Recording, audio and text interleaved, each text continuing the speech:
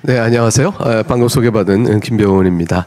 오늘 그 성경수호협회 여기에서 이렇게 한 강의 꼭지를 맡아서 귀한 시간을 책임맡게 돼서 너무 감사하고 기쁩니다.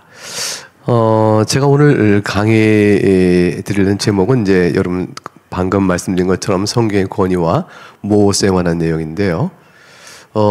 가장 기본적인 우리의 성경을 우리가 믿는다라는 말이 뭔지, 또 그걸 왜 믿어야 하는지, 그와 관련된 의문들은 뭐가 있는지, 거기에 적절한 우리의 대답은 뭔지, 한 신앙의 기본과 기초 지식을 한번 정리해보는 시간입니다.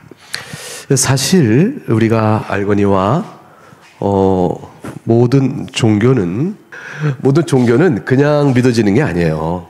모든 종교는 그것이 종교이려면 종교는 다 신앙을 가지고 나가는 거잖아요. 내 신앙에 근거가 있어야 되잖아요. 근거. 왜 그렇게 믿어? 라는 거에 대해서. 이 근거에 대해서 몇 가지를 이제 사람들은 생각해 볼 수가 있죠. 그 중에 하나가 제일 보편적인 모든 종교들은요, 나름대로의 뭐가 있냐면 경전이 있어요. 경전. 나름대로의 경전. 경전이 없는 종교는 없어요. 왜 믿고 무엇을 믿어야 하며 어떻게 믿었는가를 기록한 경전이 있는 거죠.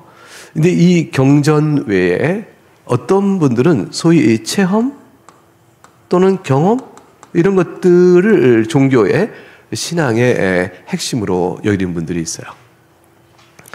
이 경전을 의문시하게 되면 체험과 경험으로 넘어가게 되어지죠. 그래서 사실은 우리가 이제 성경 비평주의에 대해 비평하잖아요. 성경 비평주의라고 말하는 비평이라는 말은 경전인 우리의 성경을 무엇으로 비평한다는 거냐면 이성의 기준이에요. 이성의 기준으로 성경을 비평해 보겠다라는 순간 우리의 경전에 있는 성경 안에는 우리가 이성으로 납득할 만한 예스 할 만한들이 있는데 또 어떤은 이성으로 볼 때 아니 뭐야? 라는 일들이 있죠. 이런 일들은 이런 걸 다 지워버려요. 비평하기 그거라는 거예요. 이성에 맞지 않다. 이거 안 돼. 빼버리자. 이게 성경 비평주의예요. 가장 간단히 얘기해서 그렇게 되는 거죠. 예수 그리스도의 동정녀 탄생, 부활? 아니야. 대리속죄? 아니 그게 어떻게 합리적이야? 이렇게 해서 이 비평주의가 등장해요. 이러니까 이제 18세기쯤 오면 사람들이 고통을 받아요. 왜냐하면 모든 신앙은 근거가 있어야 되고 우리의 신앙은 경전인 성경의 기초에서 기독교가 있었는데 아니 비평주의에서 이게 비평을 받으니까 이 비평주의에 대한 출발은 이성을 가장 모든 인식에 사람들이 인식에 있어서 옳다 그러다를 판단하는 기준을 이성으로 잡는 소위 사상 기조가 있었는데 그 계몽주의 그래요. 계몽주의. 계몽주의에서 이성을 토대로 하는 모든 인식의 기준을 잡는 기조를 딱 만든 다음에 그거에 따라서 옳은 건 받고 아닌 건 부정해가는 식으로 성경 비평주의가 등장하여 나오게 되니까 신앙의 근거가 흔들흔들 되게 된 거죠. 그리고 어떻게 그러면 신앙의 근거를 찾아가요?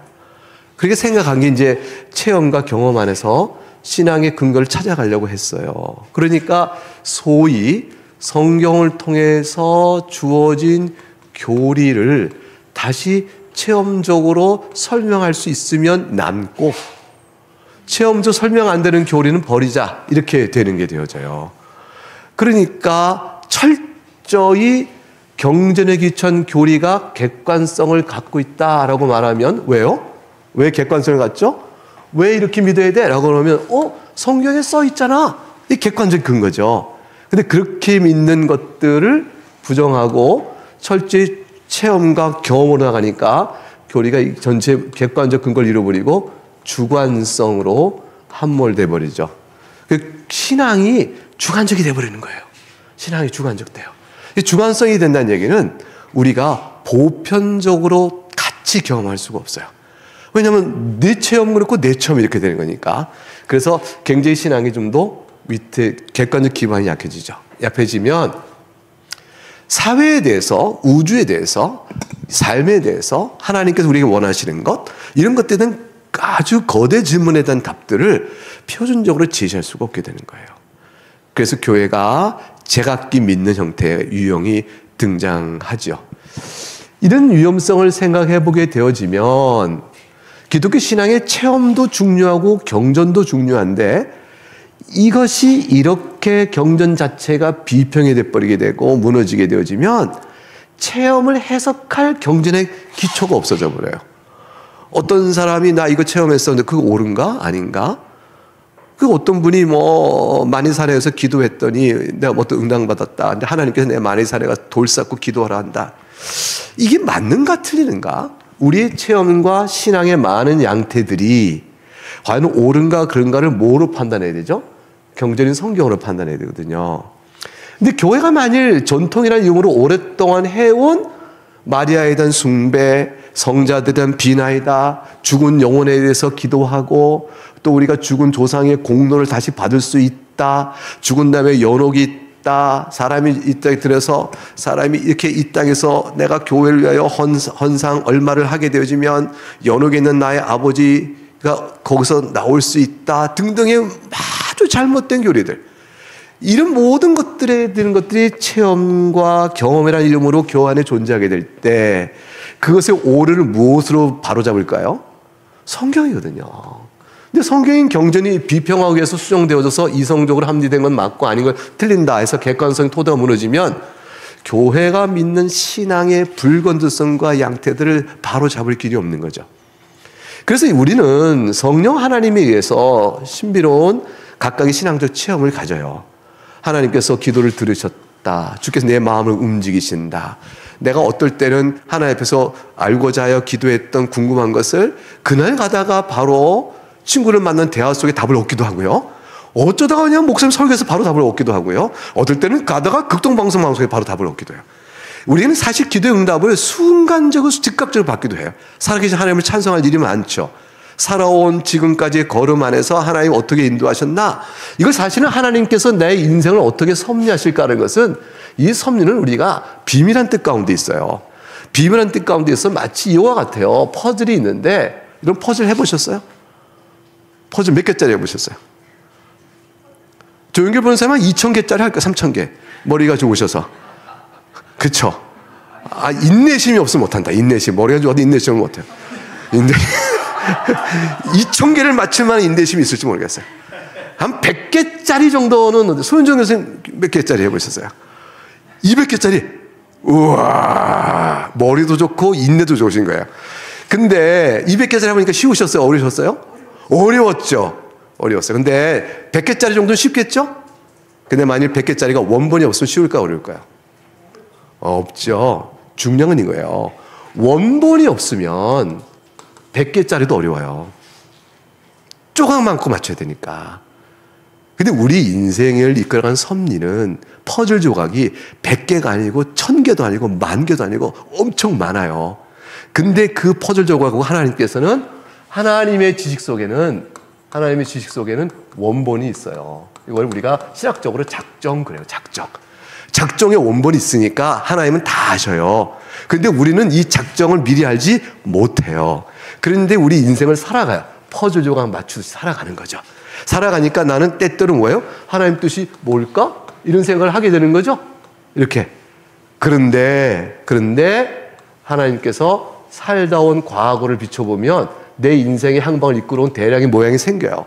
그래서 100개짜리도요, 한 50개 맞추면 나머지 50개가 쉬워요. 점점 쉬워져요. 퍼즐은 맞출수록 쉬워져요. 왜 그럴까요? 윤곽이 드러나니까. 조각이 어떻게 맞출 줄 알게 되는 거죠. 하나님께서 우리 인생을 끌어오시는 모든 섭리 속에 보게 되면, 그래서 그러셨나? 야, 이때쯤에 위한 것이었구나 라는 것을 에스더도 알듯이 이때를 위함인 줄 어떻게 아느냐, 이렇게 하는 것처럼 그렇게 되어지는 거예요. 여러분, 성경 쓰고 옆에가 오늘날 하나님이 주신 거요, 이때를 위함인 거예요. 이게 다 이때를 위하여 우리 하나하나를 부르셔서요, 각각의 경험과 모두 맞춰서 하게 되어졌어요. 이 모든 것을 이해하면서 하나님의 섭리를 이해해가고, 원본은 모르나 맞춰진 과거의 퍼즐은 나머지 퍼즐을 맞춘 데 대략의 방향성을 알게 되어져요. 이 방향성을 잡아주는 힘이 성경에서 와요. 이 방향성을 죄로 끌어가면 누가 그걸 하나님의 섭리로 볼 수가 있겠어요? 이 방향성을 우리의 신앙을 해치는 대로 나가면 누가 그걸 옳은 방향으로 보겠어요? 하나님 영광과 하나님의 권위를 높이는 쪽으로 나가면 방향 기본이 맞고 그 가운데 구체적으로 내가 할 일이 뭔가? 라는 것들 알아갈 때 성경의 가르침을 따라 우리가 따라갈 수 있어요. 그렇잖아요. 그죠? 성경이 무너지면 이 모든 가르침이 다 무너져요. 교회에 나갈 방향을 잡을 수가 없어요. 하나님의 창조가 자연적인 진화로 바뀌어도 말 못해요. 남자와 여자를 하나님의 형상으로 만드시고 그래서 서로 돕도록 만드셨는데 그거를 이상한 퀴어 신학인이 이렇게 나오는 데에 대해서 아니요라는 방향을 못, 다 다른 방향으로 나가는 거죠. 이 방향을 나가는 이 모든 악에 대해서 아니다 말하면 성경밖에 없는 거예요. 그래서 체험은 중요하나 체험이 옳은 방향인가는 뭘로 판단해야 돼요? 성경이에요. 그래서 성경을 지키고 안다는 것은 우리의 신앙의 핵심적인 거죠. 핵심. 이렇게 해서 이렇게 해보면 싹 쳐진다 그랬어요. 제가 이렇게 싹 멋있게 했죠? 승아 이거 이렇게 하면서 할걸. 이렇게. 그래서 오늘 여러분과 함께 말씀드리는 것은 이제 성경에 관한 내용이에요. 자, 그러면 성경은 우리의 신앙의 권위가 되어져요. 우리 성경은 우리가 무엇을 믿고 해야 되는가에 대한 그걸 결정해주는 최고의 결정적 권위예요. 그런데 이 성경이 우리 신앙의 권위가 된다는 것은 성경이 무엇이길래? 라고 물어볼 수 있죠. 성경이 무엇이길래? 성경이 무엇이길래? 라고 물어볼 수 있잖아요. 성경은 무엇이길래 우리의 신앙의 권위가 될까요? 성경은 하나님으로 어떻게 표시해 볼까요? 세오스. 그래서 우리가 세오스 이렇게 말할 때 이 앞글자 따서 세오스 이렇게 말해 볼게요. 그러면 성경은 왜 우리의 신앙의 권위가 될까? 그게 딱 한 가지예요. 성경은 하나님의 말씀이기 때문에 그래요. 하나님의 말씀이라서.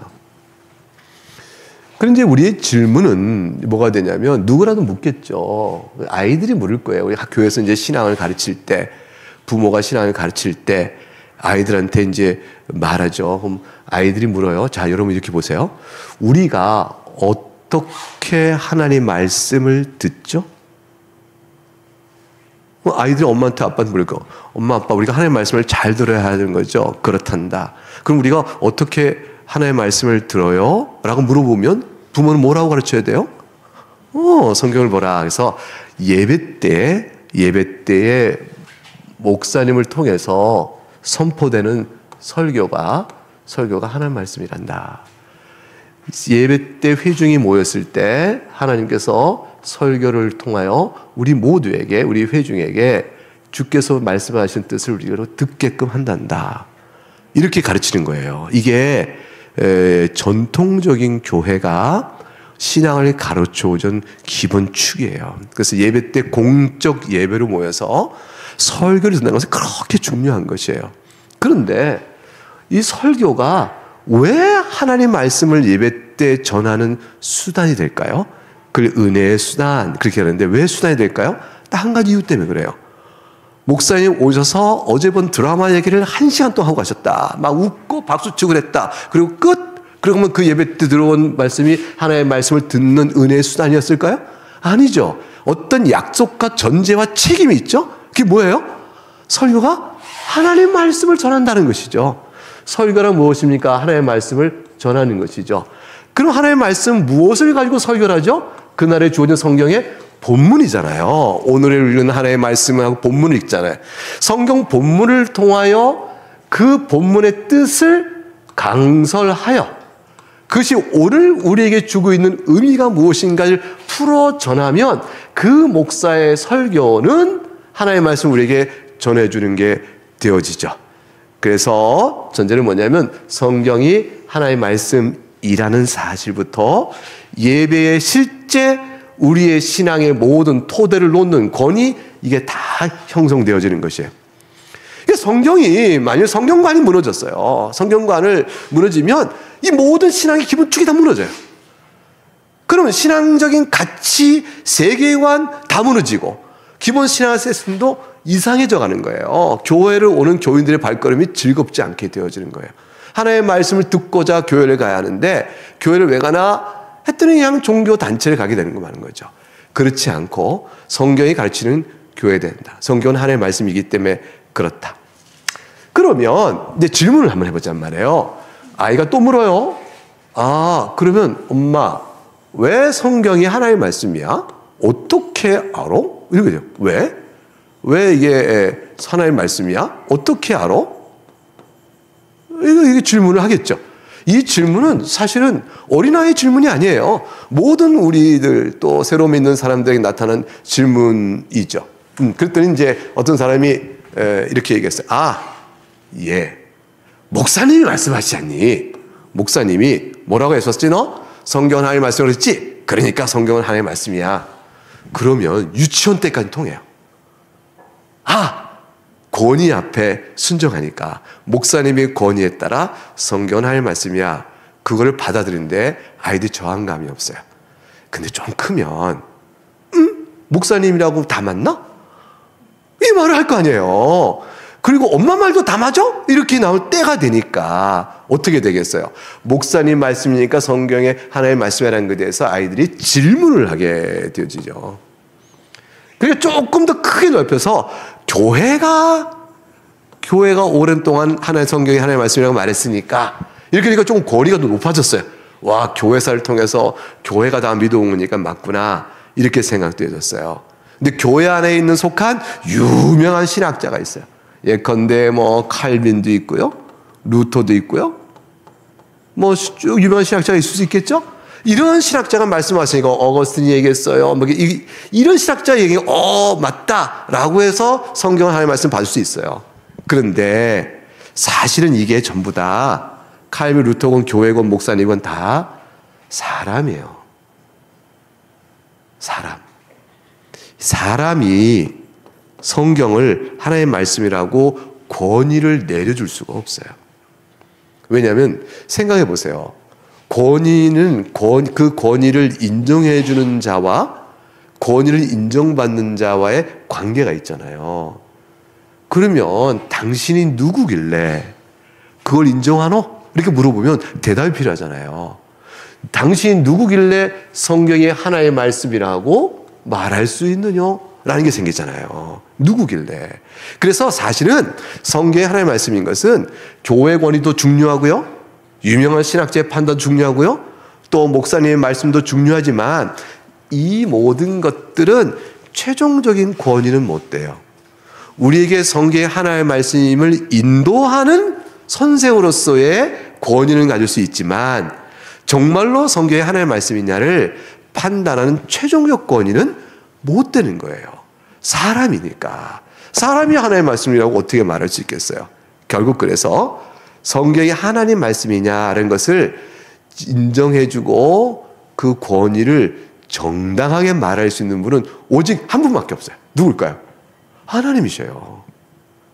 하나님만이 성경이 하나님 말씀이시다라는 것을 권위를 최종적으로 확인할 수 있는 분이에요. 그래서 성경이 하나님 말씀인 까닭은요, 하나님께서 성경이 하나님이라고 하나님 말씀이라고 말해줘서 그런 거예요. 정말요? 그렇다니까요. 아니, 어떻게 하나님께서 언제 나타나셔서 그렇게 말씀하셨어요? 성경이 하나님 말씀, 하나님께서 언제 이렇게 말씀하셨나? 어디서? 이 질문이 나오는 거죠. 나는 못 들어봤는데? 이럴까? 못 들어봤는데? 어디서 하셨을까요? 그거는 성경 안으로 들어가보면 알아요. 성경 열어보면 성경 속에 하나님께서 이 성경은 나의 말이다 라고 말씀해 주셨어요. 그래서 하나님께서 언제 성경이 어디서 하나님의 말씀이라고 말씀하셨나요? 질문을 이제 우리가 받게 되면 아이가 말하면 아이를 쫙 데리고 그래 성경을 펼쳐보자 하고 성경을 펼쳐보는 거지.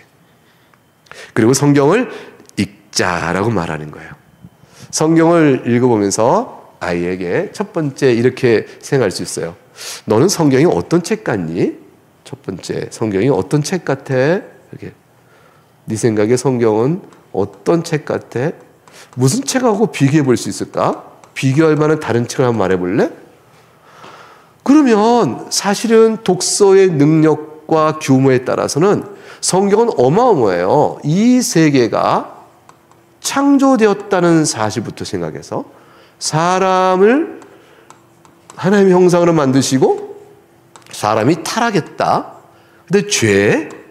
근데 죄로부터 하나님의 구원, 그거를 실현하기 위해서 하나님께 행하시는 언약, 이런 것들의 실현의 구체적인 단계로 구약과 신약 안에서 벌어지는 여러 역사적 사건들, 그리고 예수님께서 이 땅에 오셔서 십자가에 죽으시고 부활하신 일, 그리고 장래 다시 오셔 하실 일들, 이 어마어마한 얘기가 성경에 꽉 차 있거든요. 이 모든 사실을 우리가 영적 진리 이렇게 얘기한단 말이에요. 이거는 밥 먹고 사는 문제하고 전혀 다른 거예요. 내 몸을 가지고 밥 먹고 살아가 배우는 지식과 전혀 다른 지식의 세계가 쫙 펼쳐져 있어요. 이 책을 보고 너는 어떻게 생각하니? 그리고 이런 책이 아주 특수하게 져 있는데 저자가 무려 40명이나 넘어요. 40명 정도나 돼요. 그래서 쓰여진 기가 보니까 창세로부터 쭉 계시록까지 내용은요, 무려 1500년 전의 시간이 걸려요. 그러니까 역사의 한 줄기 속에서 1500년 전부터 약 1500년에 걸쳐서 여러 저자들이 흩어져 언어도 다르고 직업도 다른 사람들 다 썼는데 전체로 이 영적 진리를 다 통일된 흐름으로 전하고 있어요. 이런 책이 어디 있어요?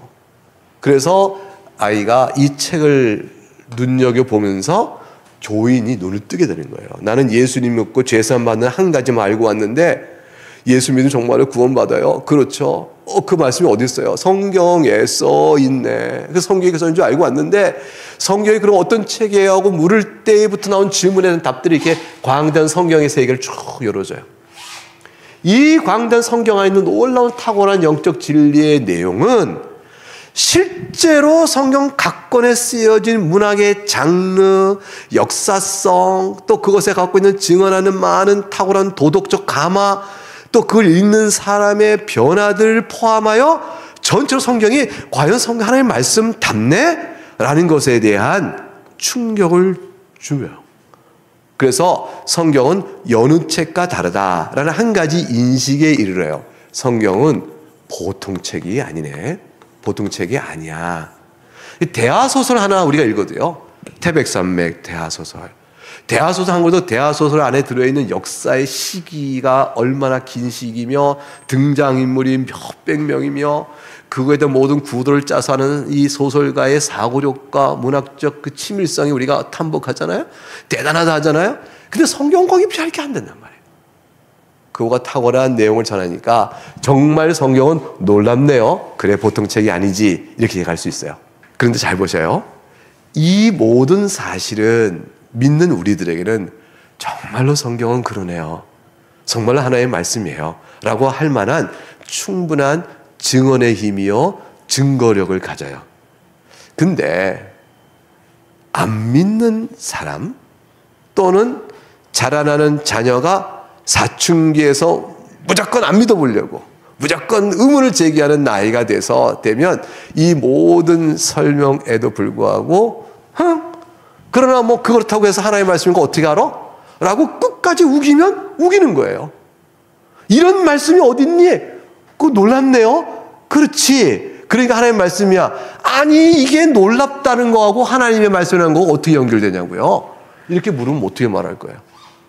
너무 놀라요. 40명에서 1500명. 우와 대단하네요. 그렇지. 하나님이야. 아니 그런다고 하나님 말씀이라고 어떻게 알아요? 그런다고 해서 하나님 직접 말씀해야지.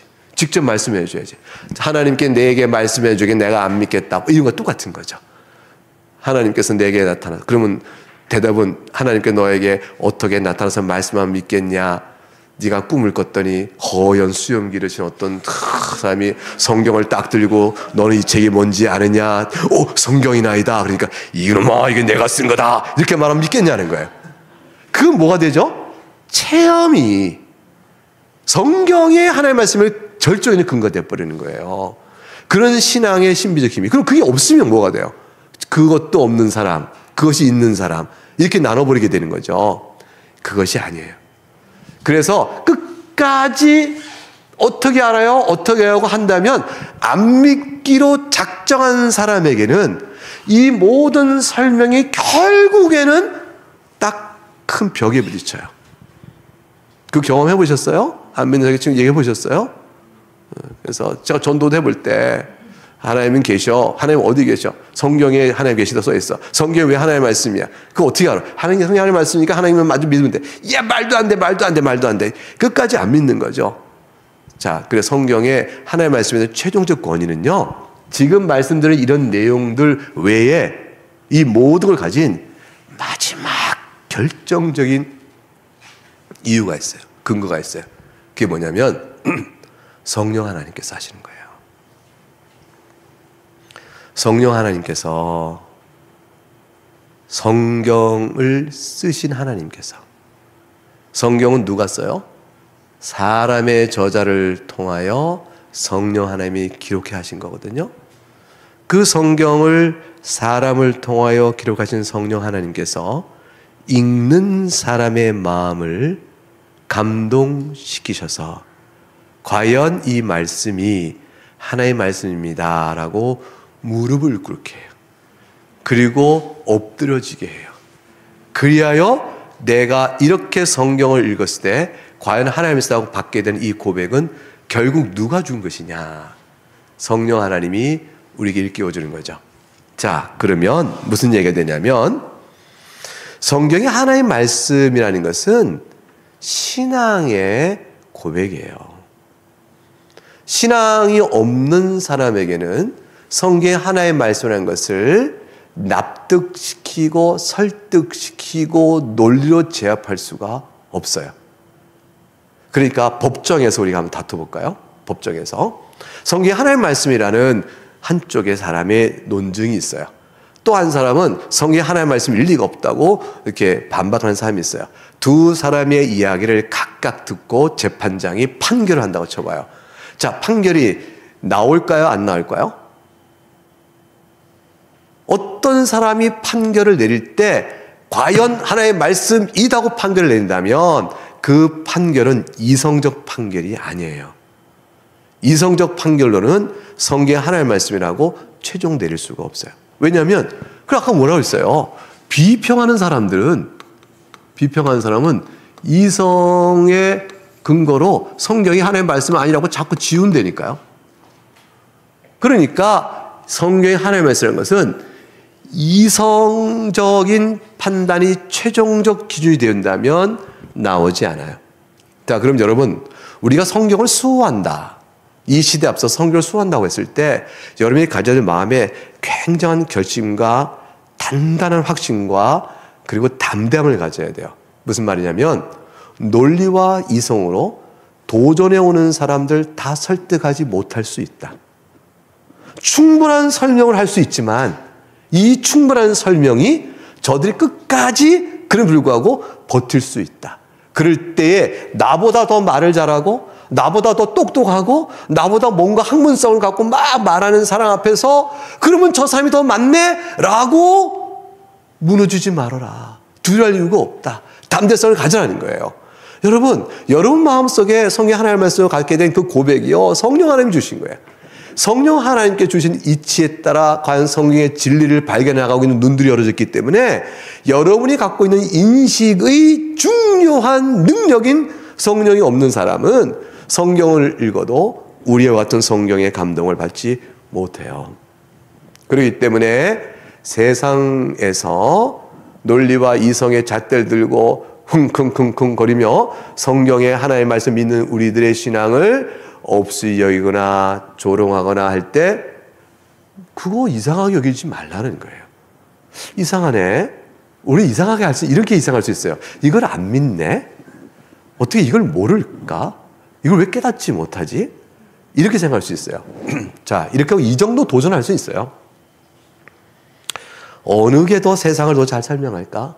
왜 세상에는 인간이 그렇게 살지? 사람이 죽은 다음에는 정말 별일 없을까? 사람이 어떻게 살아야 되지? 이런 등등의 철학적 질문 같은 것들이죠. 이런 철학적 질문에 대한 답들을 찾아본다고 했을 때 성경을 믿는 사람이 내주는 답과 성경을 믿지 않는 사람이 내주는 답에 있어서 답에 어느 게 더 좋은 답인가를 찾아보는 비교를 해볼 수 있어요. 그럴 때 여러분 뜻밖의 성경의 세계관이 오늘 우리가 살아가는 이 세상의 실상을 가장 잘 설명하는 비교 우월적 세계관이라는 걸 알 수가 있어요. 그런 것들 가지고 또 우리가 얼마든지 변증하고 논쟁해 갈 수 있습니다.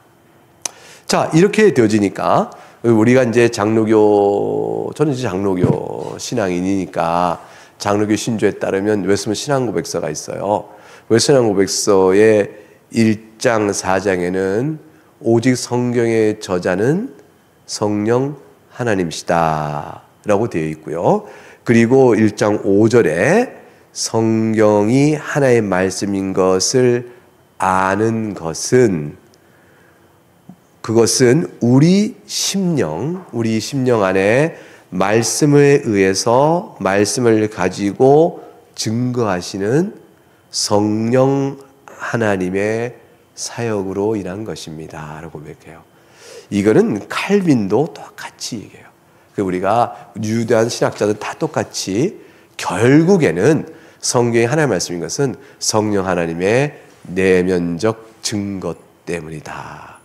자, 그럼 여러분이 이렇게 말씀드릴게요. 여러분 성경 하나님의 말씀을 믿으시죠? 그럼 여러분 그 믿음은 무대뽀적 믿음이 아니에요. 불합리를 믿는 무식한 믿음이 아니에요. 여러분 우리는 이성적이면서도요 반이성적은 아니에요. 성경을 믿는 게 반이성적인 게 아니고 이성을 초월해 있는 것이에요. 이성으로는 다 답할 수 없는 것들을 말해주는 것들이 성경에 많이 있음을 믿게끔 되는 내 사고는 어디서부터 왔을까? 그거 생각하는 거죠. 도대체 나도 1 더하기 1은 2인 줄 알아요. 나도 2 곱하기 1은 4인 줄 안 되니까요. 나도요 계산할 때 수학 빼기 더하기 빼기도 하고요. 글 쓸 때 말되게 글 쓸 줄 알아요. 책 읽을 줄 알고 다 나도 사고력이 있고 기계도 만들고 기술도 있다고. 나도 다 해요. 다 할 만큼 똑똑해요. 그런데 당신들이 안 믿는 걸 나는 믿고 있는 게 있는데 내가 이성에 모순되거나 반이성적이기 때문인 것이 아니고 이성으로 다 답할 수 없는 것들을 받아들이는 내 마음의 어떤 변화 때문에 그래요. 나는 이성으로 다 받아들이지 못하는 것도 나는 그게 사실이라고 믿는다니까요. 도대체 내가 왜 그럴까요? 왜 그럴까요? 이성만이 모든 것들을 결정하지 않는다는 생각을 내가 갖게 된 거예요. 아, 이성만이 모든 걸 결정한 게 아니구나. 이성이 답하지 못하는 진리가 있구나. 이것들을 답하게 갖게 된 거죠. 어떻게 하나님은 하나님이시지 사람은 사람이지 하나님이 사람이 되셔서 참 사람이며 참 하나님으로 이 땅에 계셔요? 말이 안 되잖아요. 근데 그걸 받아들여요. 내 안에 그것을 믿게끔 되어졌어. 동정녀 탄생? 어떻게 믿어요? 근데 이거는 경험으로 없는 일인데 근데 그거를 받아들이게 되는 내 인식의 영역에 눈이 탁 떠진 거예요. 이건 내가 왜 이렇게 되어졌지? 나도 모르겠어. 나 믿어져. 믿고 성경을 읽으면서 그 사실로 인해 열어지는 놀라운 일들, 하나님의 형상 인간 창조, 죄에서 구원하여 하나님께서 그 아들과 그 아들을 보내시사 참 하나님의 참 사람으로 오셔서 십자가에 죽으시고 부활하시고 우리에게 언약에 따라 믿음을 고백하고 구원받게 하시는 일, 이 모든의 전체 성경의 어마어마한 계시 내용 속에 담겨 있는 이성을 초월하는 것을 내가 받아들이고 믿게 되었습니다. 이것이 바로 성령 하나님께서 우리 눈을 떠주신 거예요. 그러므로 우리는 성경 과연 하나님의 말씀입니다 라고 고백하게 되어지죠. 자, 그래서 아이가 성경이 어떻게 하나님의 말씀이에요? 그러면 성경을 읽어보자 하면서 성경의 외적인 이런 증거와 또 이 모든 사실을 믿게끔 되어진 성령의 내적인 증거를 다 말씀해 줄 수가 있죠. 그래서 이런 것들을 이제 우리가 뭐라고 그러냐면 신학적으로 우리 성경 수업회 첫 이게 강의 시그널 나갈 때 성경에 나오는 단어, 그 여기 단어가 있는데 그 뭔지 아셔요? 자, 그 단어가 이게 나와요. 굉장히 신학적인 단어가 나왔어요. 성경에 뭐가 나왔죠? 세 글자. 자, 증, 성. 이렇게 돼요.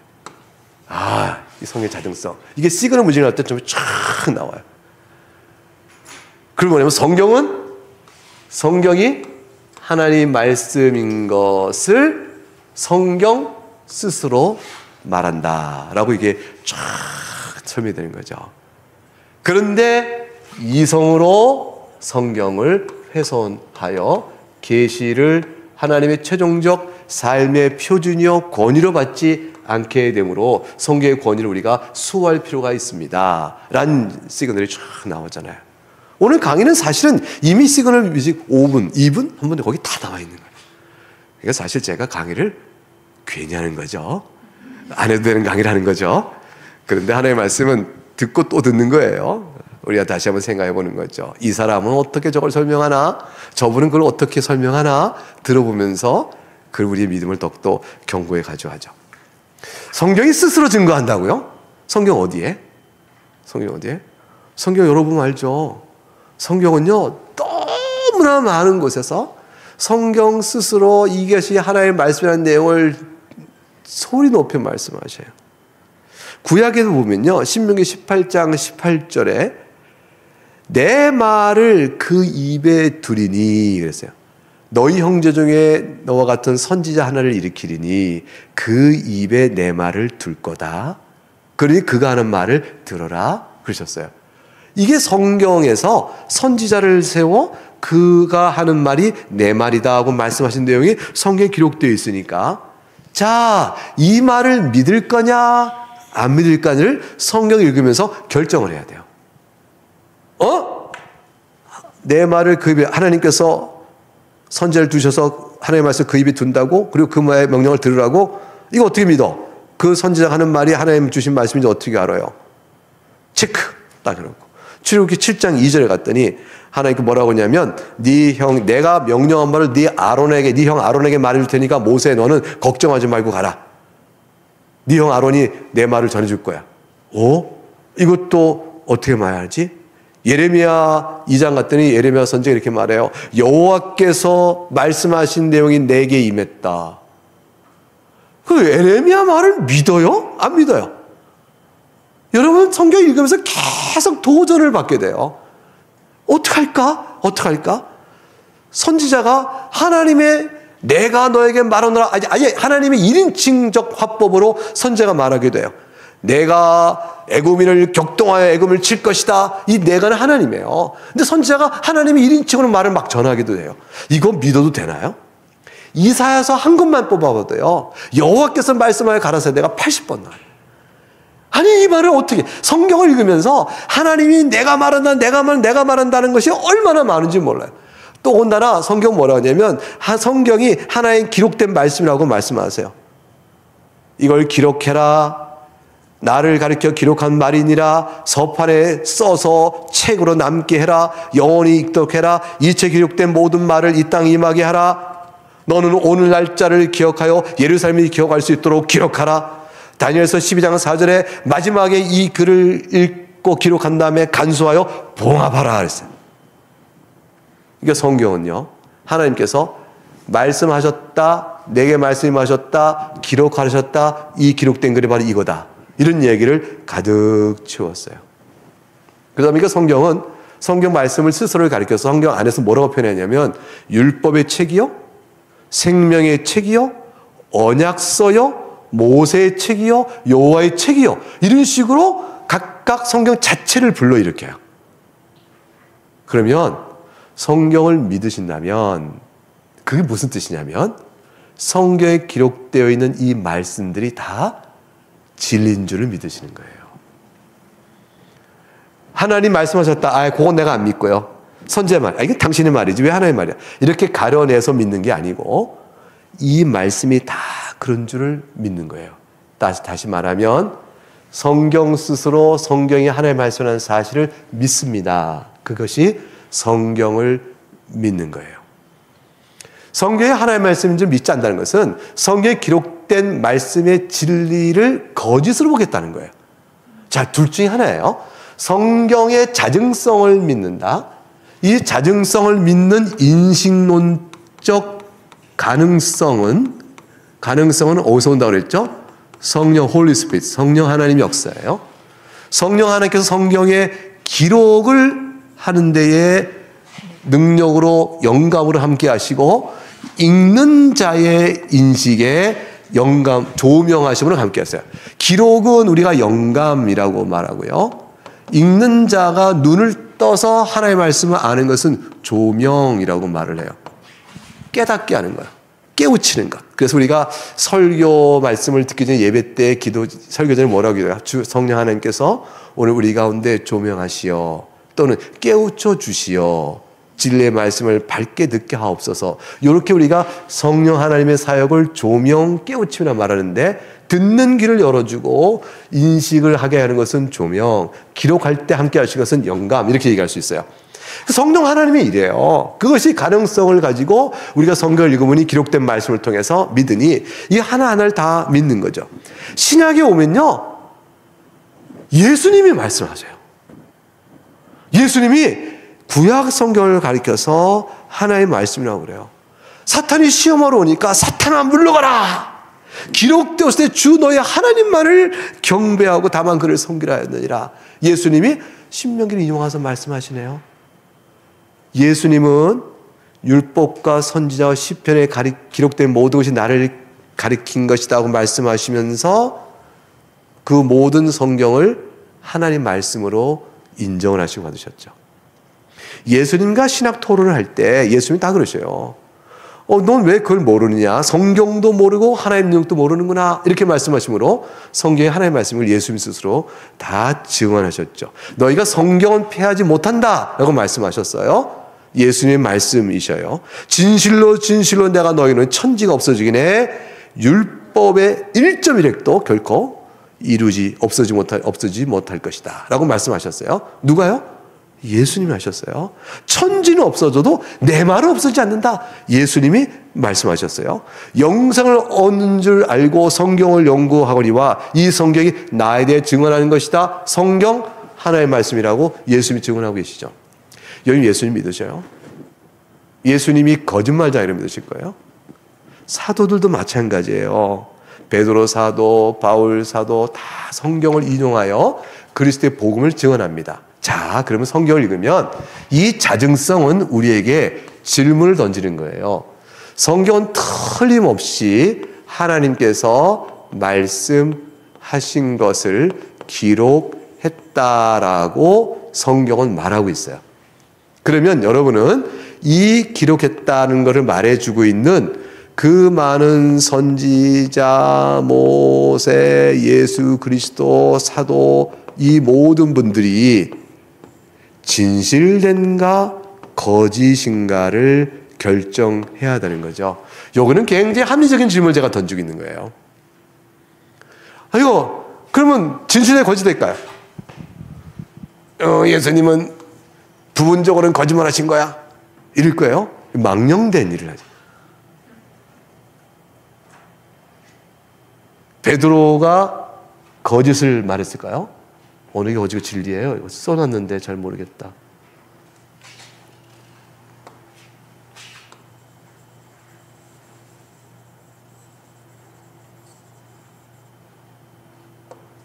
자, 베드로가 바울이 죽어요. 순교합니다.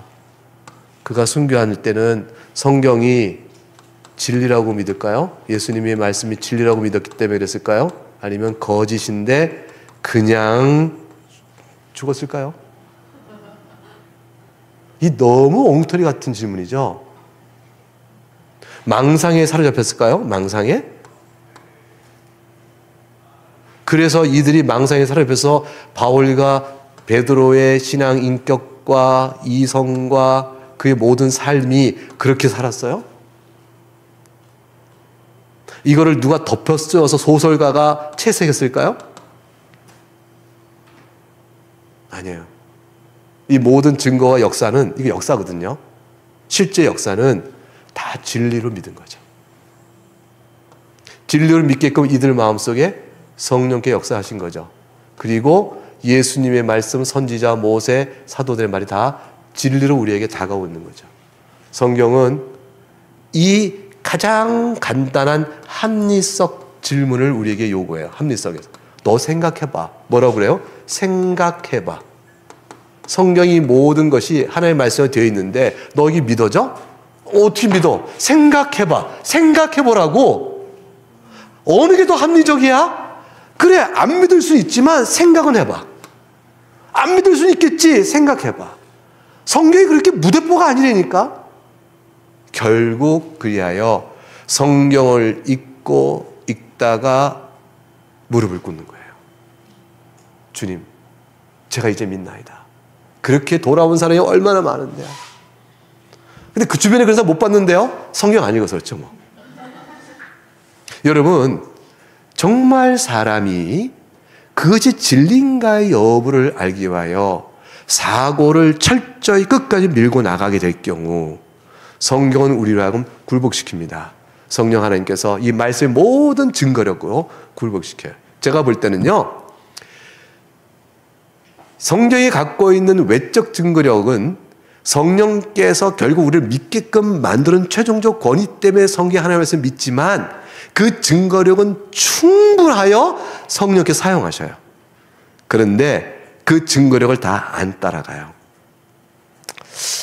여러분, 하나님이 계셔요? 무슨 소리예요? 계시지.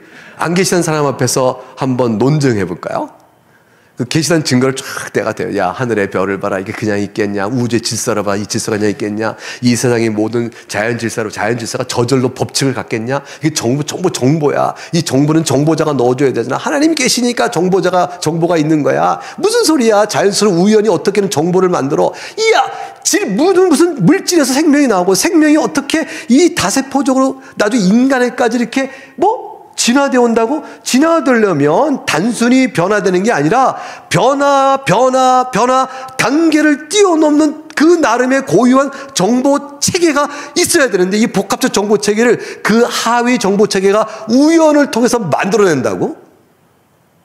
우연을 통해서 어떻게 고급적 그 상위 정보 체계를 만들어내요? 못 만들어요. 설계자가 있어야 되죠. 정보를 넣어줘야 되죠. 안 되는 거야. 하나님이 계신 논증이에요. 얼마나 강력해요.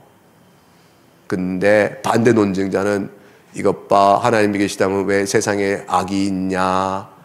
지가 죄를 져놓고 왜 세상에 악이 있냐? 인간 스스로 악을 범해놓고 이 세상에 왜 악이 있냐? 하나님이 계시다면 왜 악이 있습니까? 아니, 자기들이 범해놓은 죄잖아요. 이거 죄송해요. 지가란 말을 써서 이거 굉장히 나쁜 표현을 썼어요. 제가 아직도 온전치 못하네. 아직 이제 흔적 때문에 그래요. 여러분, 아니잖아요. 우리가 갖는 많은 것들은 우리가 무지하고 어리석어 갖는 질문들이에요. 사실은 그런데 그렇게 끝까지 증거력 있어도 안 믿어요. 안 믿겠다, 안 믿어요. 그래서 버튼 러셀은 끝까지 부정했어요. 하나님 믿으면 충분한 증거가 없다. 불가지라도 남을 만한 이유가 더 많다고 생각한 거죠. 근데 사고를 끝까지 밀고 간 삶 중에서 변화들이 막 생기기 시작해요. 하나님께 돌아온 일들은 역사 속에 숱하게 있죠. 성경도 마찬가지예요. 그래서 안 믿는 자들과 신앙을 전도할 때 신앙에 관한 몇 가지 교리들, 당신은 죄인입니다. 이제 하나님 아름답게 창조하셨는데 죄를 범한 겁니다. 모든 사람 죽은 다음 심판을 받습니다. 이제 예수님 믿고 구원 받으셔야 돼요. 라고 말하는 몇 가지의 원칙을 가지고 전달하고 믿게끔 하는 일, 이거 요점 정리예요. 근데 요점 정리를 했고 관심을 갖고 끌어오고 교회로 오게 된다부터는요, 부지런히 성경을 같이 읽어야 돼요. 성경을 읽고, 성경은 너무 책이 많고 복잡한 지식을 쌓기 위한 시간들도 필요하고 생각도 해야 되니까 간단한 교리 체계와 더불어서 성경을 계속 가르침으로 그가 과연 라고 무릎을 꿇어야 돼요. 그런 믿음이 바로 서는 거죠. 이제 성경의 자증성에 대한 한 가지 신학적 논의를 한번 해볼게요. 근데 제가 언제까지 해야 되죠? 우리 간사님? 계속 그냥 해도 되는 거죠? 네. 우리 조윤길 변호사님께서 그냥 계속해라. 계속해라. 계속해라. 이제 그러셨어요. 네. 그래서. 근데 성경의 자증성은 사실은 논리적으로 보게 되면 좀 엉뚱해 보여요. 왜냐하면 순수한 논리야, 이거. 아니, 왜 성경이 하나님의 말씀이야? 왜?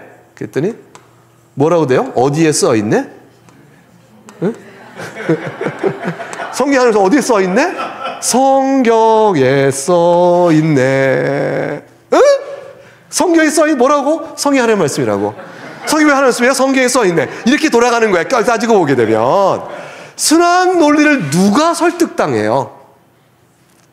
이 말을 이렇게 아이가 똑똑했어요. 우리 집 애가 진짜 우리 집 애 말고 예를 들어서 저희 집 아들은 신학에 큰 회의가 들었을 때 그때 회의 질문은 성경 하나님의 말씀이냐가 아니었어요. 왜 하나님은 장로교 신앙 원리에 따라서 왜 선택하시냐? 나는 이게 너무 괴롭다. 이것 때문에 신앙의 상당 시간을 헤매요. 근데 지금 장로교 목사가 돼가지고 아직 목사 안 삼아서 장가를 안 가가지고 장가를 보내야 되는데 미안하다 하더라. 지금 공부 중이에요, 계속. 자, 그런데 순환 논리라는 것은 사실은 논증에 힘이 있어요, 없어요?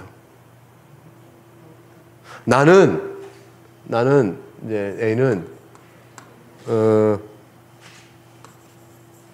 착한 사람이다 해보자고요. 저는 착해요. 아니, 최강희 목사님은 착하다 해보자. 최강희 목사님 착하다. 여기 처음에 계시. 최강희 목사, 최강희 목사님은 최 목사님은 착하다. 착하다 너무 주관적인. 설교와 강의가 뛰어나다. 그랬어요. 이렇게 어떤 사람이 최강희 목사에서 평가를 했어요. 이 평가에 대해서 왜? 그랬더니 최강희 목사님 말하던데? 최강희 목사님 말하던데 뭐라고? 나는 설교가 강의 뛰어나다. 아, 그래? 그래서 나는 최강희 목사의 설교가 뛰어나다고 말하고 있는 거야. 그럼 이 말을 믿어져요, 안 믿어져요? 저는 안 믿죠? 저는 안 믿어요. 근데 누가 그래? 그랬더니 조용길 변호사님이 그러신데 조용길 목사님, 최강희 목사님 강의학적으로 뛰어나대. 아, 그래? 그러면 뭐가 생겼죠? 증인이 생겼어요. 증인이. 근데 어떤 사람이 그래. 야, 조용길 목사님 말도 못 믿어. 누가 이렇게 해버리면 그냥 또 다른 증인이 필요하죠? 한 사람 더 대봐. 조용길 목사님 사모님이 딱 등장한 거예요. 그래서 나도 그렇게 생각해요. 그랬어요. 근데 어떤 사람이 사모님 말도 못 믿어. 왜? 사모님은 조용길 목사님 말하면 다 믿거든. 그러니까 자, 이렇게 되면 증거력이 있어요, 없어요? 자꾸 약해지죠. 이게 이 증거력이 가지려면 본인이 설교 강의가 뛰어나다 이 말을 최영길 목사님 하시면 안 돼요. 그래서 최영길 목사님, 최강희 목사님과 똑같은 사람끼리 해줘도 안 되는 거죠. 최강희 목사님 무지무지게 미워하고 싫어하는 사람이 있어. 최강희 목사님 원수가 있어. 근데 그 사람이 내가 원수지만 이거는 인정한다. 그럼 어떻게 돼요? 오, 진짠가 본데 이럴 거 아니에요. 그렇죠? 말하자면 순한 논리는 힘든 거예요. 그래서 이걸 가르쳤더니 어떤 청소년배가 손을 착 들고 그래. 목사님, 왜? 했더니 저도 오늘부터 일기장에 쓸 겁니다. 뭐라고? 내 말은 하나님의 말씀이다. 자꾸 제가 쓸 거예요. 제가 일기를 한 20년 쓰고 나면 20년 뒤에 제가 자식이 생겼을 때 자식에게 이걸 탁 주면 걔가 읽으면서 오, 이렇게 하나님의 말씀을 받지 않을까요? 라고 생각한다면 뒤통수를 그냥 정신 차려 이놈아. 성경이 자증성이라는 거 순한 논리예요. 이게 성경이 하나님의 말씀이라는 말을 오히려 논리적으로 무력화시키는 것일까? 헛된 말을 하는 것일까? 그걸 어떻게 믿어? 라는 것에 대한 반대의 주장을 우리가 뭐라고 대답을 해야 될까요? 뭐라고 해야 될까요? 자, 순한 논리잖아. 성경의 자정성은. 그러니까 자정성은 믿기 어렵지라는 주장에 대해서 우리가 뭐라고 말을 해야 될까요? 오늘 이게 이제 강의의 사실은 마지막 포인트예요. 따지고 보면. 자, 누가 말해볼까요? 여기 청중이 계셔요. 제가 지명하는 분이 답을 해보는 겁니다. 너무 싫어요, 이거, 그죠? 이런 거 교수님 이런 거 할 때 너무 싫죠? 이럴 때 학생들 다 고개 숙여요. 여러분, 답은 이거예요. 뭐라고 하냐면, 아닌 게 어딨어? 그게 답이에요. 순한 논리가 자연스러워요. 아닌 게 어딨어? 무슨 소리냐면, 순한 논리가 아닌 게 어딨어? 라는 거예요. 무슨 소리야? 아까 최강희 목사님은 설교를 잘하신다. 누가 증거했는데 그 교회 교인이 다 그래. 노회 목사님이 다 그러셔. 총회가 다 그래. 전국 교회가 다 그래. 이러면 어때요? 객관적이죠. 이거 순한 논리가 보이지 않잖아. 다른데? 라고 말하지만 이것 봐. 잘한다는 거를 뭘로 판단해? 이렇게 들어가 볼까요? 증인은 있다니까요. 성경에 하나님의 말씀이라는 거를. 증인이 있어요. 저도 증인이에요. 여러분도 증인이에요. 증인의 문제가 아니고 성경에 하나님의 말씀이냐고 이 얘기잖아요. 증인의 문제가 아니에요. 최강희 목사님의 설교 잘하는 증인은요, 전국에 다 있어요. 증인 말고 잘한다는 설교가 뭔데? 우리가 묻는 건 그거예요. 성경이 왜 진리고 하나님의 말씀이냐고. 그것이 묻는 것이지 증인의 문제가 아니란 말이에요. 증인은 허다히 많다니까요. 그러면 그거 뭔데? 그렇게 따져가면 설교를 잘한다는 기준점에 뭐가 있어야 되죠? 동의성. 그걸 동의하는 전제가 있어야 되는 거예요. 전제. 이 전제에 따라서 그래가 나오는 거죠. 자, 그러면 결국은 순한 논리 따져볼까요? A라는 사람한테 물어봤어요. 왜 최강희 목사님 설교 잘합니까? 그분은요, 말씀을 힘있게 하셔요. 아, 그래? 그러면 힘있게 하는 게 설교를 잘한다는 거야. 그래서 힘있게 하는 설교는 힘이 있으면 좋은 설교. 최강희 목사님은 힘이 있다? 그 좋은 설교? 이게 뭐가 되죠? 앞뒤로 맞아 들어가는 거죠. 그래서 어느 날 최강희 목사님 좀 아파요. 힘이 없어요. 오늘은 아니네.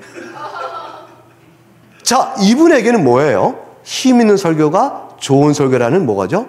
일체관이에요. 그러면 하나님 말씀이 성경이 하나님 말씀이라는 것, 성경이 하나님 말씀이라는 것 뭘로 알아요? 뭐로 알아요? 뭘로 알아요? 그렇죠. 우리 아까 내내 얘기했죠? 앞서서 성경이 과연 그런 책 탁월하구나. 성경을 읽을 때 감동 감화가 있죠. 그래서 나는 고백해 라고 내가 뭔가를 자꾸 얘기해요. 성경의 외적 증거, 성경의 탁월성, 그리고 성경이 나를 감동시키는 내면적 감동 감화력, 이것을 쫙 얘기해요. 이게 있으면 하나님의 말씀이야 라고 나름대로 내가 설명할 수 있어요. 근데 성령의 역사는 설명 다 하기는 어렵죠.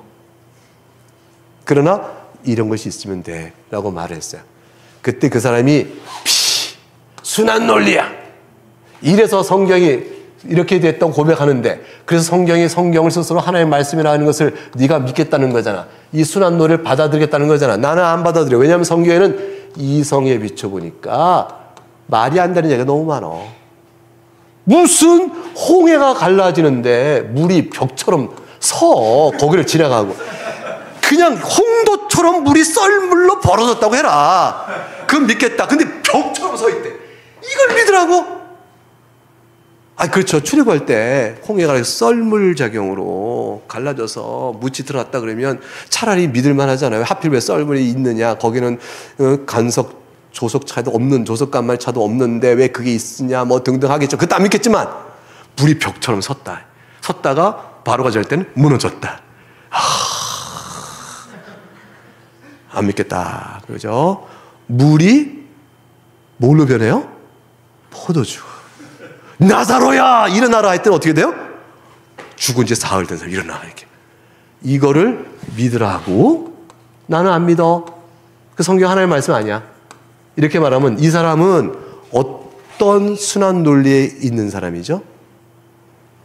이성에 따라 일치된 것만 진리다라는 자기의 전제의 토대로 쓴 순환 논리예요. 어떤 A란 명제가 사실이냐? 이성에 따라 합쳐보자. 합당하면 yes. 그거예요. 그 자체가 모든 전제가 이성에 합당해야 된다, 이성에 합당한다라는 자기 안에 순환 논리가 있는 거예요. 그럼 어떤 사람은요, 감각이에요. 체험, 감각. 어떤 사람은 감각. 어떤 사람은 이성. 나름대로 인식에 있어 필요한 것. 어떤 사람은 감정. 노래는 슬퍼야 돼. 노래를 듣고 눈물이 나오지 않는 노래는 노래도 아니야. 이 사람 모든 노래가 노래에 위한 최종적인 근거가 뭐예요? 내 감정을 울려 눈물 짓게 하는 거라고. 그런 순환 논리. 자, 모든 옳고 그름 최종적인 판단은요, 다 순환 논리에 따라들어요. 내가 이성을 최종적인 근거로 삼으면 이성에 합당하면 진리예요. 내가 만일 논리적인 것에 따라 합당함을 받겠다면 논리적인 정합성만이 그것이 사실이냐 아니냐를 말해주는 이유예요.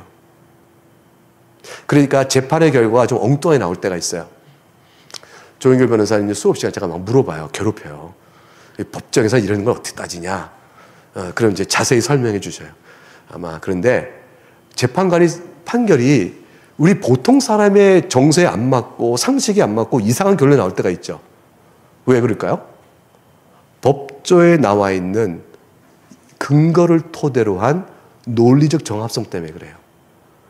A 조문이 이렇고 B 조문이 이러면 이 조문에 따라서 이건 이렇게 판단한다 하고 실제 상황에 대한 적용은 국민 정서와 동떨어지는데 법조항으로는 그 이상 못 갈 때가 있어요.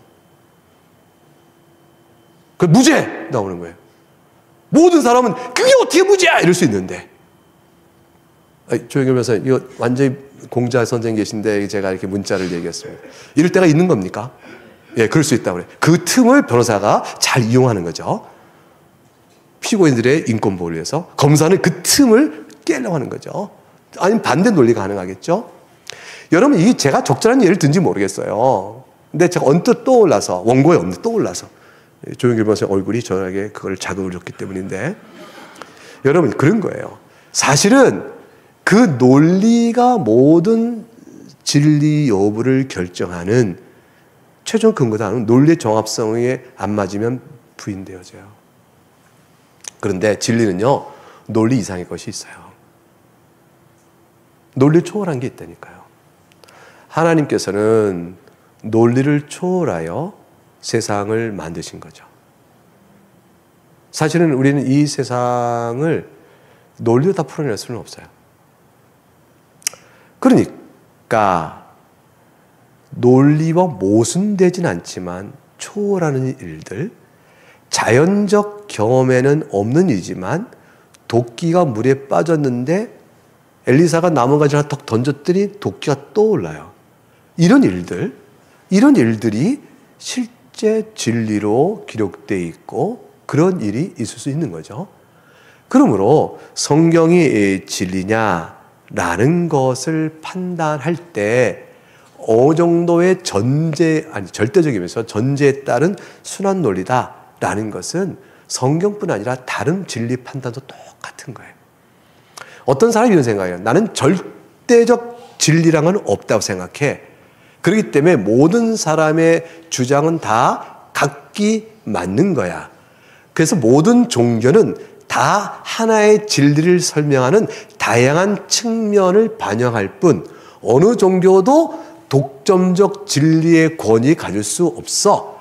그렇기 때문에 기독교만이 절대라고 말하면 안 돼 라고 굉장히 여유롭고 그 모든 종교를 포용한다고 말하면서 허허허 했다면 이 사람이야말로 최고의 권위자일까요? 엉터리 논리죠. 왜냐하면 네 주장은 왜 절대적이야? 모든 종교는 상대적이고 모든 종교는 맞다라는 이 주장이 왜 절대적이냐고. 그게 절대적이야. 그 주장이 맞죠. 주장하는 말은 상대적인데 주장하는 이 뭐예요? 말은 절대적이어야 되는 거죠. 틀린 거죠. 따라서 그것은 그 한계의 모순을 피할 수가 없는 거예요. 어떤 산 위에 올라가 본 사람만이 산에 오른 길이 여럿인 줄 알아요. 이 세상이 어떻게 되었는지 근원부터 아는 사람만이 이 세상이 창조된 건지 뭐 어떻게 된 건지 뭐 이걸 다 말할 수 있는데 누가 그걸 말할 수 있어요. 그렇기 때문에 종교는 각각 자기 주장을 할 수 있어요. 기독교는 성경을 통해 성경의 진리임을 말하고 있는 거죠. 과연 어느 것이 좀 진리일까요? 아니, 다 모르겠어요. 난 말겠다. 그것도 자기 선택이에요. 근데 우리는 성경 안에서 하나님을 봤어요. 성경 안에서 죄를 봤고요. 성경 안에서 나의 영적 실상을 가장 잘 알게 되었어요. 성경 안에 이 세상이 어떻게 시작됐고 어떻게 돌아가는지 잘 알게 되었어요. 이제 나는 사람이 죽은 다음에 심판이 있다는 걸 믿어요. 하나님 앞에 있다는 걸 믿게 되어지고 모든 일을 성경을 통해 알게 되면서 내 세계관이 바뀌게 되었어요. 이건 진리 역사예요. 우리는 그렇게 믿는 사람이죠. 주께서 오실 때 그거를 밝히 드러내실 것입니다. 자, 그러면 이제 마무리를 한번 줘볼게요. 성경이 이렇게 권위 있는 하나님의 말씀이라면 성경은 오류가 많을까요? 적을까요? 없어요. 예, 없어요. 성경에 오류가 있다면 성경의 하나의 말씀의 권위는 어떻게 될까요? 그거는 침식당하죠. 침식당해요. 성경에는 오류가 없어요. 근데 우리 눈에는 오류가 있는 것처럼 보이는데 그거는 성경 탓일까요? 성경을 읽고 있는 우리의 무지나 아직은 난제로 남아있을 뿐일까요? 난제로 남아있을 뿐이에요. 더 그걸 풀어가는 방법을 배워야 돼요. 더 성경을 연구한 사람, 또 성경이 기록된 시점에서의 문화적 상황에 대한 반영도, 그것도 신학 안에서의 신학적 내용의 그 신비로움, 그걸 등을 통해서 배워감으로 풀어지는 것들이에요. 어떤 것들은 끝내 풀어지지 않을 수 있을지 몰라요. 어차피 성경은 하나님의 말씀인데 사람의 언어로 기록되어 있어요. 자, 사람의 언어로 기록되어 있기 때문에 그런 만큼 성경은 오류가 있다라는 주장에 더 어떻게 생각하세요?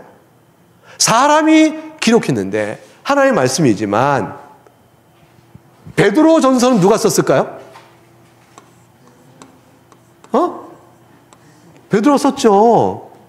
나 베드로는 아시아의 소아시아에 흩어져 있는 여러 교회에게 편지를 쓰노니 베드로가 말하잖아요. 그럼 베드로가 베드로 전 후서의 저자다. OX. 오잖아요. 오. 근데 베드로만 저자다. OX. X. 베드로가 저자이면서 동시에 성령 하나님께서 저자예요. 왜 동시에라고 그럴까요? 이거는요, 어떤 공저란 책이 있죠, 공저. 공저란 책이 두 가지 있어요. 하나는 반반씩 써서 합쳤다. 그것도 공저죠. 근데 부분적으로 각각 써서 합친 거 말고 전체 책이 다 공저인 경우가 있어요. 한 줄 한 줄 같이 써. 이렇게 써야 돼. 아니야. 이거. 아, 그래? 아, 왜 이렇게 돼? 왜? 아닌데? 그래, 좋아. 이래서 한 줄 한 줄 뜻을 맞춰. 한 줄 한 줄 다. 아, 요 단어 바꿔. 아, 이 단어 이거 괜찮은데. 아니야. 이게 돼. 아, 그럴까? 한 줄 한 줄. 단어, 문장 길이 좀 너무 길다. 짧게 하자. 야, 여기는 시적으로 쓰자. 아니, 이건 또 산문이 좋은데? 등등등 모든 의견을 실제로 모든 걸 다 같이 써. 그러면 진짜 공저죠. 하나님께서는요, 베드로의 생각을 성령 하나님이 이끄신 대로 이끌어 가시면서 베드로는 자기가 생각해내고 있어요. 자기가 단어를 선택하고 있어요. 자기의 문장 스타일로 쓰고 있어요. 근데 성령 하나님께 그걸 그대로 이끌어 가셔요.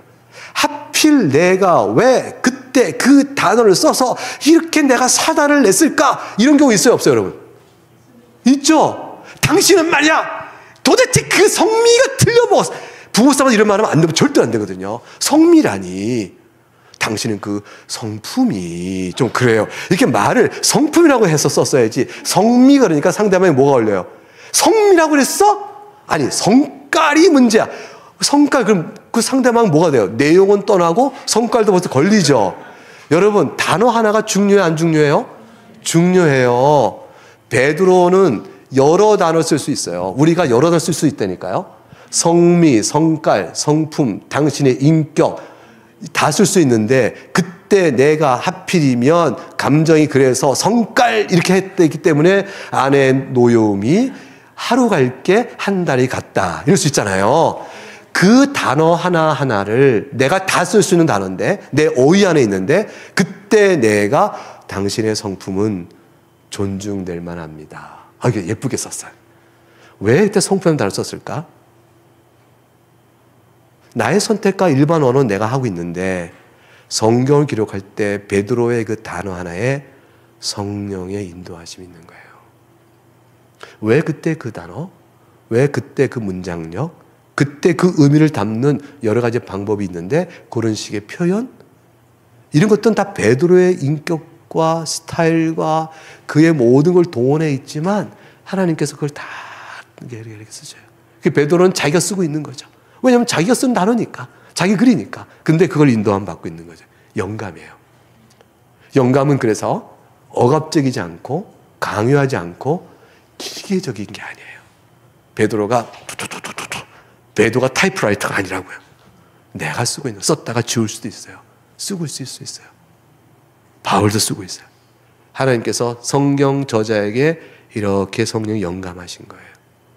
여러분, 우리가 기도했어요. 강의 전에. 우리 어떻게 기도했죠? 강의가 하나님 뜻 가운데서 복되게 잘 진행될 수 있게 기도했어요. 그 기도 내용 속에 김병원 교수가 강의 중에 욕설하지 않도록, 김병원 교수가 여기서 너무 이상한 말 쓰지 않도록, 제가 갑자기 마음이 격해지더니 정치구호를 막 외치지 않고, 제가 뭐 갑자기 여기서 하면서 이상한 이야기하지 않도록, 이런 것들은 다 포함되어 있는 하나님 선한 인도에, 목적에 맞는 선한 강의가 되게 하옵소서 기도했잖아요. 그때 목적에 맞는 선한 강의 인도를 위해서 하나님 인도하실 수 있어요. 근데 이건 영감이 아니에요. 인도를 구하고 있는 것이죠. 왜냐하면 영감이란 특별 섭리는 아니기 때문에. 그러나 이러한 일반 섭리 안에서 하나님은 우리를 도우셔요. 그래서 우리가 면접 갈 때 하나님 도와주세요. 제가 제일 답을 제대로 할 수 있도록. 시험 볼 때 하나님 생각이 잘 났으면 좋겠어요. 기도할 수 있죠? 그건 일반 섭리예요. 그러니까 하나님께서 나의 기도와 생각을 다 이끌어 가고 계셔요. 그런데 하나님은 내가 오늘 하는 일에 어떤 나를 향한 목적이 있어요. 오늘 이 강의를 통해서 어떤 분이 만약 도움을 얻는다면 그 도움을 주고자 목적에 합당하도 제 강의를요, 어떤 분을 하나님께서 제가 생각하지 않은 말들을 막 주셔요. 그럴 수 있죠? 그렇게 해서 강의가 되어져요. 이건 특별한 인도예요. 근데 성경의 영감은 그 이상이에요. 그 이상. 그래서, 근데 잘 보세요. 사람이 하는 말이 오류가 있을 수 있다, 없다? 사람은 오류가 있었어요. 그렇기 때문에 어떤 사람이 있는 거죠. 성경은 사람이 썼으니까 오류가 있는 거지. 인간저전 베드로가 썼는데 왜 베드로가 오류가 없겠어? 어부인데. 바울도 왜 오류가 없겠어? 바리새인적인 신학에 뭐가 등등. 이렇게 오류가 있을 수 있다라고 생각을 하는 사람이 있어요. 왜냐하면 사람의 언어니까. 근데요, 사람의 언어로 썼지만 하나님께서 오류 없는 말을 선택해 쓸 수 있고 담는 내용이 오류가 없게 얼마든지 하실 수 있다니까요. 그거는요, 우리들도 경험해요. 조영길 변호사님, 100점 맞아본 적 있어요, 시험에? 네? 안 맞아본 적이냐 물어봐야 돼요? 그게 너무 높이는 거잖아요. 좋아요. 그러면, 근데 지금 논증은 100점 맞아본 적이 있죠. 자주 있어요? 자주 있지는 않대요. 자, 왜냐하면 남들이 더 많이 틀리니까. 그럴 수 있죠. 100점 맞아본 적이 있대요. 근데 조영기 변호사님이 오리 없는 무호성의 사람이에요? 무호한 사람 아니잖아요. 오리가 있다니까요. 같이 살아본 분은 알아요. 당신은 생각해 보세요. 사람이요. 누구나 오류가 있어요. 저는 얼마나 오류가 많은지 몰라요. 근데 제가요, 틀리지 않은 말을 할 때가 있다니까요. 제가 오류를 벗어날 수가 없는 사람인데 틀리지 않는 말을 할 때가 있어요. 1 더하기 1은 2입니다. 맞는 얘기잖아요. 우리 주 예수 그리스도께서는 살아계신 하나님의 아드님이십니다. 이거 맞잖아요. 내가 비록 오류가 있지만 틀리지 않는 말을 해요. 이 일들이 모아져 있으면 안 되나요? 한평생 베드로의 일생이 오류가 없다는 게 아니고요. 베드로를 통하여 교회가 읽도록 하신 계시의 말씀에 오류가 없는 거예요. 그렇기 때문에 하나님의 영감에 기초한 권위에 따른 성경은 무오한 거예요. 문화와 그 당시의 삶의 형편과 상태는 어떻습니까? 그거는요, 어떤 사람이 이런 얘기예요. 사람의 언어와 문화와 환경은 마치 스테인드 글라스의 모양 없이 그냥 파란색으로 칠해진 그랬어요. 그럼 태양빛이 들어오면 이쪽은 블루 컬러의 그 톤이 쫙 깔리겠죠. 그렇죠. 그런 것처럼 사람이라는 언어를 통하면 그만큼 제한이 있는 거다. 그만큼 오류가 있다는 식을 주장하는 사람이 있어요. 근데 어리석은 얘기예요. 이건 특징이지 오류가 아니에요. 왜냐하면 하나님께서는 사람의 언어의 특징을 그대로 성경에 반영시키긴 하셔요. 그러나 오류가 있는 것은 아니에요.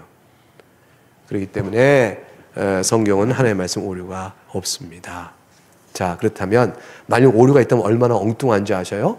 하나님의 말씀 못 믿어요. 예수님 다 거짓말쟁이가 돼요.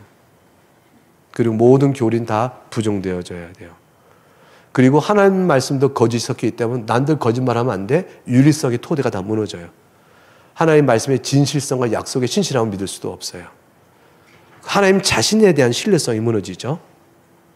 결국은 성경의 무호성을 믿지 않는다는 말이 갖고 있는 그 영향은요, 신앙을 버리는 거예요.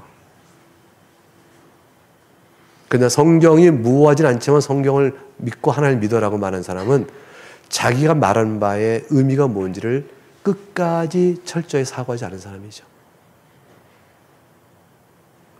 성경이 하나님의 말씀이다, 권위를 믿고 그것이 무한 영감된 말씀이다 라고 믿을 때 비로소 우리가 믿는 신앙은 모든 것의 토대가 굳건히 서는 겁니다. 비합리적이나 모순적이지 않고요, 그 안에 믿을 만한 이유는 충분해요. 그러니까 모든 걸 넘어서서 이것이 왜 세상 앞에 객관적 효력 갖고 더 설득 못 시키는가 할 때 그것은 우리의 무능이 아니고요, 세상 지혜와 하나님 지혜의 차이 때문에 그런 거예요. 성령께서 일깨워준 최종적인 설득, 그것이 우리에겐 있구나. 그걸 감사히 여기면서 성경을 교회 안에서 지켜가고 배워가는 일에 힘써야 될 것입니다. 네, 오늘 강의 여기까지 하겠습니다. 네, 감사합니다. 네, 우리 김병훈 교수님께서 성경의 권위와 무호성에 대해서, 성경 비평신학에 대해서 성경의 자증성을 중심으로 설명을 잘 해주셨습니다. 우리가 알고 있듯이 이성으로 모든 것들을 해명할 수 없는 것이기 때문에 성경의 권위가 더한 것입니다. 인간의 이성의 한계를 가지고서 그 성경을 다 이해할 수 있고 설명할 수 있다면 도리어 성경의 권위가 훼손된다고 저는 이렇게 생각하게 되었습니다. 뿐만이 아니라 성경은 1500년에 걸쳐서 40여 명의 저자에 의해서 이렇게 쓰여졌지만 하나같이 같은 메시지로 각각의 저자들이 각기 다른 언어와 표현으로 이렇게 쓰여졌지만 그럼에도 불구하고 같은 목소리로 예수 그리스도를 유일한 구세주로 증거하고 있고 메시아로 증거하고 있는 것에 대하여 성경의 권위가 충분히 증명된다. 또 자증성에 대해서 이런 순환적인 그것들의 모순에 대해서 또 이야기를 잘 해주셨습니다. 제가 오늘 강의를 들으면서 특별히 지난 저희들이 한의강에서 강의를 제가 하면서 이슬람에서는 성경이 왜곡됐다 하면서 똑같이 지금 이야기를 합니다. 이성적으로 이렇게 해명할 수 없는 것들, 그리고 성경의 구약에 나와 있는 사건들 중심으로 좀 이렇게 우리가 성경의 입장에서 봤을 때 불미스러운 일들이 기록되어 있는 것들, 이런 것들이 나와 있는 것을 보고, 심지어 이슬람 학자들 중에서는 성경에서 5만 개의 오류를 찾았다, 5만 개의 오류를 찾다, 이렇게 주장을 합니다. 이 논리가 사실은 유럽을 강타한 논리입니다. 유럽이 이슬람화가 되게 된 이유 중에 가장 큰 원인이 성경에 5만 개의 오류를 찾았다고 하는 아흐마디다트와 또 그 후계자들이 전 세계에서 한 손에는 성경을 들고 한 손에는 꾸란을 들고, 지금 우리 김병훈 교수님 얘기해 주신 것처럼 이성적으로 판단할 수 없는 것들을 구구절절 이야기하면서 성경을 훼손했습니다. 더불어서 성경 비평신학자들의 신학이 더해져서 유럽이 이슬람화되어야 되는데 아주 급물살을 탔던 것을 우리가 확인을 했습니다. 그런데 우리가 논리적 모순을 볼 수가 있는 것이, 성경을 모든 것들을 이성으로 판단하고 또 이해하려고 하는 것 자체가 성경에 대한 무지함 때문이고, 만약에 인간의 이성으로 성경이 전부 이해되어지고 설명되어질 수 있다면 그것은 성경이 아니기 때문이다. 저는 이렇게 생각이 되어집니다. 1500년에 걸쳐서 40여 명이 이렇게 기록을 했는데, 각자의 처한 상황과 시대적 정황과 또 언어와 이런 것들이 다름에도 불구하고 같은 영감으로 하나님을 증거하고 있다는 것, 이것이 계시의 완전함을 말해주는 것이 아니겠습니까? 우리 오늘 성수협의 강의를 통해서 성경의 진리에 대해서, 또 그리고 신앙생활을 하시면서 혹시 강단에서 우리 목사님이 비평신학적인 설교를 하신다, 그러면 우리 성경 이 수호협회 조용길 변호사님에게 연락을 해 주십시오. 저희가 달려가겠습니다. 한국교회 성도님들의 신앙을 앗아가는 성경 비평신학은 근절되어야 함이 마땅합니다. 왜냐하면 전 세계의 유럽을 강타한 그 비평신학이 결국은 교회를 무력화시켰고 무너지게 만들었습니다. 그래서 저희들이 성수협을 만들었기 때문에 여러분들이 성수협 운동을 통하여서 더욱 한국교회가 견고한 터 위에 끊임없이 성경의 권위를 수호하는 교회가 되어지기를 다시 한번 부탁드립니다. 기도하겠습니다. 사랑이 많으신 하나님 아버지, 감사를 드립니다. 오늘 김병훈 교수님을 통하여서 굉장히 어려운 신학적인 주제임에도 불구하고 오늘 우리 성도님들에게 쉽게 설명해 주시기 위해서 퍼즐을 통해서 또 원본에 대해서 여러 가지 다각도의 접근 방법을 가지고 저희들에게 성경의 권위에 대해서 설명해 주신 것 너무나 감사를 드립니다. 하나님, 인간의 이성으로서 우리가 성경에 있는 모든 진리를 설명할 수 있다면 그것이 과연 하나님의 말씀이겠습니까? 하나님, 저희들이 겸허히 하나님의 말씀을 순종하려고 할 때 정말 1500년에 걸쳐서 40여 명의 저자들에 의해서 지필되어진 이 성경이 하나같이 유일한 메시지를 증거하는 것들을 통해서 하나님을 성경을 통해서, 말씀을 통해서 만나게 하시고, 믿지 않는 자들의 악한 괴계에 저희들이 넘어가지 않도록 하셔서 끝까지 하나님 말씀을 수호하고 하나님의 말씀의 권위 위에 한국교회가 부흥 성장할 수 있도록 하나님 역사하여 주시옵소서. 하나님께서 함께하여 주시고, 이 성수협 가운데도 주님께서 은혜를 더하여 주시고, 늘 풍족한 은혜로 또 하나님께서 인적 자원과 물적 자원을 충만하게 하여 주실 줄로 믿사오며 예수님의 이름으로 기도드리옵나이다. 아멘. 감사합니다.